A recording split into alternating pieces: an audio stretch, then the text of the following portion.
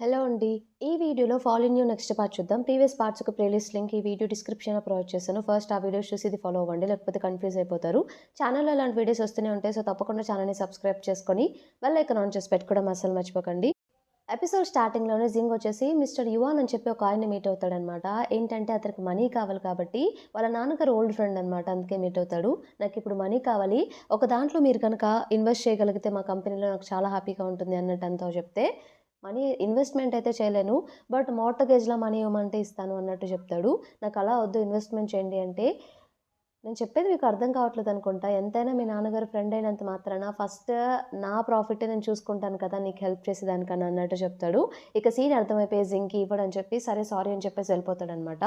జింగ్ వెళ్ళిపోగానే అతను ఏం చేస్తాడంటే జియూకి కాల్ చేసి మీరు చెప్పినట్టే చేశాను. సో, అతను మార్ట్‌గేజ్‌కి ఒప్పుకోలేదు వెళ్ళిపోయాడు. ఎలా అయినా ఒప్పించాలి అన్నట్టు మాట్లాడుకుంటారు. జియో ఏం చేస్తాడంటే, ఎవరైతే కేస్ పెడతాడో అంటే వాళ్ళ కంపెనీలో wrong funds, illegal funds transaction జరుగుతున్నాయని చెప్పేసి ఒకతను పెడతాడు కదా! పాస్ట్‌లో రివెంజ్ అని చెప్పేసి, అతన్ని పిలిపిస్తాడనమాట. అతనితో జియో ఇదంతా చేస్తాడు. అక్కడ పక్కనే వాన్ కూడా ఉంటుంది. వాన్ కూడా షాక్ అవుతుంది. అంటే ఇది జియో చేయించాడని చెప్పేసి. జియో అతనితో ఏం చెప్తాడంటే, "ఈ సిటీ వదిలేసి వెళ్ళిపో. సో, నీకు అబ్రాడ్‌లో బ్యాంక్ అకౌంట్‌కి అన్నీ ట్రాన్స్‌ఫర్ చేశాను. నీ సిటీలో అయితే నువ్వు ఉండొద్దు. నీకు కావాల్సిన మనీ అంతా ఉన్నాయి. ఒకవేళ నిన్ను వాళ్ళు పట్టుకున్నా కూడా నీకేం చెప్పాలో గుర్తుంది కదా! కేవలం రివెంజ్ కోసమే ఇది నువ్వే చేశావు. నాకు నీకు ఎటువంటి సంబంధం లేదనే చెప్పాలి" అన్నట్టు జియో క్లియర్‌గా అతనితో చెప్తాడు. అతను ఒప్పుకొని అక్కడి నుండి వెళ్ళిపోతాడు. మన యాన్ వచ్చేసి మియాని మీట్ అయ్యి జరిగిందంతా చెప్తుందనమాట. జియు ఇలా చేశాడని చెప్పేసి. జియు మీద నాకు అనుమానంగా ఉంది. అతనే మా గ్రాండ్ పాని చంపాడని చెప్పేసంటే, వాళ్ళ నాన్నగారే అలాంటి వాడనుకున్నాను. జియు ఏదో మంచివాడనుకున్నాను. బట్ అతను కూడా ఇలాంటి వాడేనా? ఏదో ఒకటి చేయాలి. ఈ విషయం నువ్వు జింక్‌కి చెప్పావా అంటే, జింక్‌కి నేను ఇంకా చెప్పలేదు. ఎలా చెప్పాలో అర్థం కావట్లేదు. నేను ఏదో ఒక ఎవిడెన్స్ ఫైండ్ ఔట్ చేయాలి. డాష్ క్యామ్ ఉంటుంది కదా! కన్ఫర్మ్‌గా వీడియో డిలీట్ చేసుంటాడు. ఆ మెమరీ కార్డ్‌నైనా అట్‌లీస్ట్ నేను ఫైండ్ ఔట్ చేయగలిగితే రీస్టోర్ చేయడానికి ఛాన్స్ ఉంటుందేమో. ప్రూఫ్ ఉంటుంది కదా! అన్నట్టు చెప్తుంది మియాతో. నేనే ఏదో ఒకటి చేయాలన్నట్టు చెప్తుందనమాట. తన ఇంటికి వెళ్ళేసరికి జింగ్ తన కోసం వెయిట్ చేస్తూ ఉంటాడనమాట. "ఏంటి ఇంత లేట్‌గా వచ్చావు ఎక్కడికెళ్ళావంటే, ఏంటి నువ్వు ఇంకా పడుకోలేదా?" అంటే, "లేదు నీకేమన్నా తినడానికి తీసుకురమ్మంటావా?" అంటే, "నాకు ఆకలేదని" పైకి వెళ్ళిపోతూ ఉంటుంది. యానని మళ్ళీ పిలిస్తే, "సరే అయితే సూప్ తీసుకొని రా" అని చెప్తే, జింగ్ ప్రేమగా తనకి సూప్ చేసుకెళ్ళి తీసుకువెళ్తాడనమాట. సో, తను జింగ్‌ని ఇలా క్వెషన్ అడుగుతుంది యాన్ అదేంటంటే, "ఒకవేళ నీ ఐడెంటిటీ నువ్వు మిస్టర్ క్విన్ వాళ్ళ బయోలాజికల్ సన్ అని చెప్పి బయట పెడితే నీకేమైనా ప్రాబ్లమా?" అంటే, "నాకు ఎటువంటి ప్రాబ్లమ్ లేదు" అన్నట్టు క్లియర్‌గా చెప్పేస్తాడు. "సో, నీ ప్రాబ్లమ్ అంతా మీ అమ్మగారు సీయు చేతిలో ఉన్నారు. ఆమెను విడిపించాలి అంతే కదా!" అంటే, "అంతే" అన్నట్టు చెప్తాడనమాట. "ఏదో ఒకటి చేసి మీ అమ్మగారిని జియు చేతి నుండి విడిపించాలి" అని వాళ్ళిద్దరూ ఒక ప్లానేస్తారు. ఎలా అయినా సరే ఫస్ట్ లోపలికి వెళ్ళాలి. అది జియు కంట్రోల్‌లో ఉంది కాబట్టి. సో, తెలియక వీళ్ళేం చేస్తారంటే, మియాని ఇంకా తన సెక్రటరీని, జింగ్ సెక్రటరీని ఏదో గూడ్స్ లోపలికి డెలివరీ చేస్తున్నట్టు ఒక వెహికల్ తీసుకెళ్తారనమాట. ఎనక వీళ్ళు దాక్కొని కూర్చొనుంటారు. సో, గార్డ్స్ కూడా ఇవేవో గూడ్స్ అని చెప్పేసి లోపలికి అలౌ చేస్తే ఇక వీళ్ళిద్దరూ కిందకి దిగుతారు లోపలికి వెళ్ళాక. సో, వీళ్ళిద్దరూ తెలివిగా ఏం చేస్తారంటే, విండో నుండి లోపలికి వెళ్ళిపోయి వీల్ చైర్ తీసుకొని వాళ్ళ అమ్మగారిని బయటికి తీసుకెళ్దామని చెప్పేసి ప్లాన్ చేస్తారు. సో, బయటికి తీసుకెళ్ళగానే వాళ్ళ అమ్మగారు, "ఎవరు మీరు నన్నెక్కడికి తీసుకెళ్తున్నారంటే," "నేను నీ కొడుకుని అమ్మ" అన్నట్టు తను చెప్తాడనమాట జింగ్. నా ఫోటో" అంటే, "యానేం చేస్తంటే," "నేను వెళ్లి తీసుకొస్తాను. ముందు మీ అమ్మగారిని ఇక్కడ నుండి సేఫ్‌గా బయటికి తీసుకెళ్ళు" అన్నట్టు చెప్తుంది. తను లోపలికి వెళ్తుంది. వీళ్ళందరూ కలిసి వ్యాన్‌లో ఎక్కిస్తూ ఉంటే అప్పుడే జీయు యాన్‌ని అటాక్ చేస్తున్నట్టు గట్టిగా పట్టుకుంటాడనమాట. "ఏంటి నువ్వు అలా అంత ఈజీగా తీసుకెళ్ళిపోదాం అనుకుంటున్నావా?" మేమనంటే, "మర్యాదగా వదిలేసేయి యాన్ని నేను పోలీసులకి ఇన్ఫార్మ్ చేస్తా" అంటే, "పిలువు ఇన్ఫార్మ్ చేయి ఉందేముంది? పోలీసులకి ఇన్ఫార్మ్ చేస్తే మీడియా వాళ్ళు కూడా వస్తారు. మీడియా వాళ్ళొచ్చిన తర్వాత ఇంకా హాటెస్ట్ న్యూస్ తెలిసింది నువ్వు మిస్టర్ క్వీన్ వాళ్ళ ఆ న్యూస్ ఇంకా బావుంటుంది కదా! పిలువు అన్నట్టు చెప్తాడనమాట. యాన్ తోటి చూడు ఇప్పుడు నేను అతను ఎలాంటి వాడో నీకు ప్రూవ్ చేస్తా అని చెప్పేసి, నీకు మీ అమ్మ కావాలా, యాన్ కావాలా ఒకటే చూజ్ చేసుకుంటే, వాళ్ళ అమ్మ అప్పుడే సంథింగ్ మెడిసిన్ టైంకి తీసుకోలేదు కాబట్టి చాలా ఇబ్బంది పడుతూ ఉంటుందనమాట. వేరే ఆప్షన్ లేక వాళ్ళ అమ్మనే చూజ్ చేసుకొని ఇక అక్కడి నుండి వెళ్ళిపోతాడు. యాన్ ఇక తనతో పాటు ఇంటికి తీసుకెళ్ళిపోయి, చూసావు కదా తను ఎలాంటి వాడో, ఇది ప్రూవ్ చేద్దామని చెప్పి ఇందాక అలా చేశాను. నీకు ఏమన్నా చెప్పాడా అంటే, ఏం చెప్పాలి ఇంకేమన్నా నా దగ్గర దాస్తున్నాడంటే, లేదు నేను చెప్తాను అదేంటంటే, యాక్చువల్లీ అసలు ఏమైందంటే అతను గ్రూప్‌ని సొంతం చేసుకోవడానికి ఇదంతా చేస్తున్నాడు. వాళ్ళ నాన్న ఎవరో కాదు మిస్టర్ క్విన్నే మా నాన్నే. మేము బ్రదర్స్ అని తెలిసిన తర్వాత అతనికి చెప్తే ఇదెవరికీ చెప్పొద్దు, దాచాలని చెప్పాడు. సో, అతనే ఇదంతా ఎవరికీ చెప్పొద్దని చెప్పేసి నన్ను బలవంతం చేశాడని చెప్పేసి ఇతనేదో అమాయకుల్లాగా తన ముందు ప్రొజెక్ట్ చేసుకుంటూ ఉంటాడనమాట. నిజం ఆల్రెడీ తనకు తెలుసు కాబట్టి, సో, తను కూడా సైలెంట్‌గా వింటూ ఉంటుంది ఏం చెప్తాడా అన్నట్టు యాన్. నేను నిన్నొకటి అడగొచ్చా? నువ్వే కదా అతనికి డివోర్స్ ఇస్తున్నా అని చెప్పావు.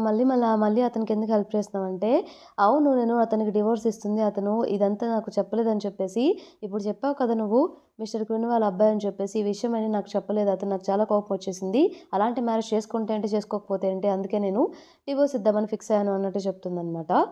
నాకింకొకటి కూడా అనిపిస్తుంది. తను ఆ కంపెనీ కోసమే మీ పేరెంట్స్‌ని ఇంకా గ్రాండ్ పాని కూడా ఏదో చేశారేమో అని చెప్పి నాకనిపిస్తుందని చెప్పేసి ఇలా ఫీడ్ చేస్తూ ఉంటాడనమాట యాన్‌కి.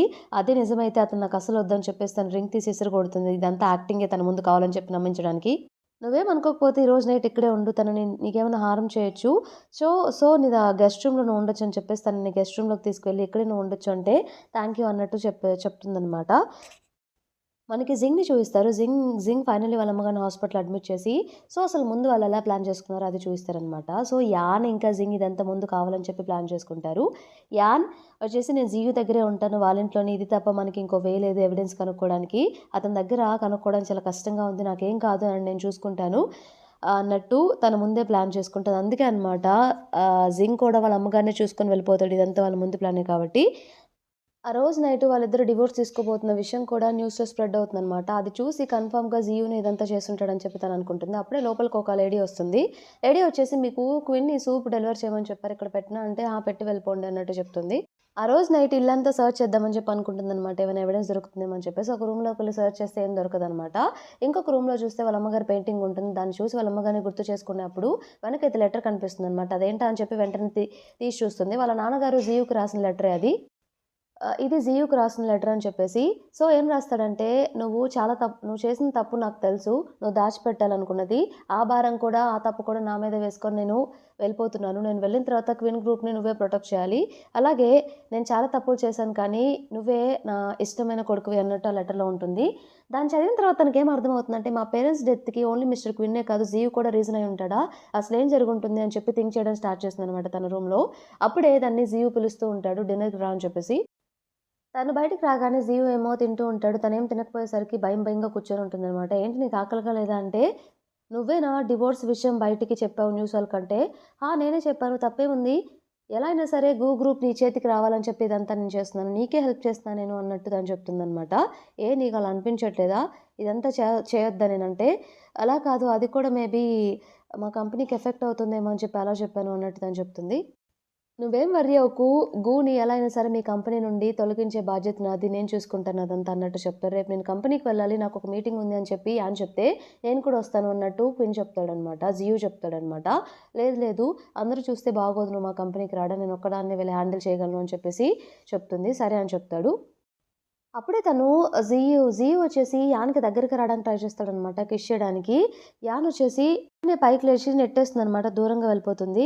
ఏమైందంటే సారీ నేనే రెడీగా లేను దీనన్నిటికి అన్నట్టు తను చెప్తుందనమాట. తను యాన్ చేయి పట్టుకొని, "నువ్వంటే నాకు చాలా ఇష్టం. నీ లైఫ్‌లోకి నన్ను అలౌ చేస్తావు అని చెప్పేసి అనుకుంటున్నాను" అని చెప్పి దగ్గరికొస్తూ ఉంటే యాన్ ఏం చేస్తుందంటే, "నాకు కొంచెం నిద్రొస్తుంది నేను వెళ్ళి పడుకుంటా" అని చెప్పేసి చెయ్యి వదిలేసి ఇక తను పైకి వెళ్ళిపోతుందనమాట నిద్రపోవడానికి. జియో వచ్చేసి ఇలా అనుకుంటాడు. యాన్ నువ్వెప్పటికి నన్ను వదలవని చెప్పేసి నేను అనుకుంటున్నానని చెప్పేసి. ఇంతటితో మనకి ఈ పార్ట్ కంప్లీట్ అయిపోతుంది. ఈ పార్ట్ మీకు నచ్చిందనుకుంటున్నాను. నచ్చితే తప్పకుండా ఛానెల్‌ని సబ్స్క్రైబ్ చేయండి. అలానే వీడియోని లైక్ చేయండి. Thank you for watching.